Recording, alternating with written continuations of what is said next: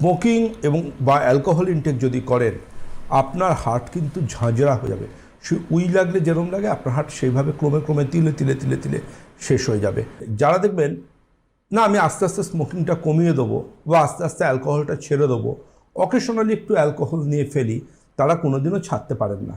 তাদের এটা continuation process. কি বলে না একটা ভালো বাংলায়, ঘটমান বর্তমান।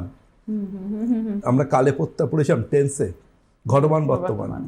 ওই কন্টিনিউয়াস টেন্স থেকে বেরিয়ে এসে আপনাকে কিন্তু ভাবতে হবে সেটা হচ্ছে আপনি একটা জিনিস মনে ঢুকিয়ে নিন, স্মোকিং যদি ছাড়তে হয় আজকে ছাড়ুন, এই মুহূর্তে ছাড়ুন, ডক্টর সেনের রিকোয়েস্টে ছাড়ুন।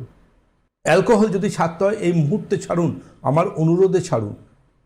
কাল অনেকটা দেরি হয়ে যাবে, কারণ যার মেনেজে বললাম হয় স্ট্রোক হয়ে দাঁড়েন অথবা বাকি জীবনটা একদম রেস্ট্রিক্টেড লাইফস্টাইল, ওই রকমভাবে জীবন কাটাতে হবে, জীবনের কোনো রকম লক্ষ্য থাকবে না, ওষুধপত্র এবং একটা লিমিটেশান থাকবে সব কিছুর মধ্যে।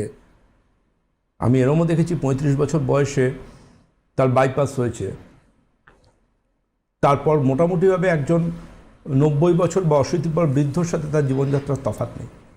সে কিন্তু মোটামুটি কাজকর্ম ছেড়ে ঘরের মধ্যে বসে গেছে, একদম রেস্ট্রিক্টেড লাইফস্টাইল লিড করছে।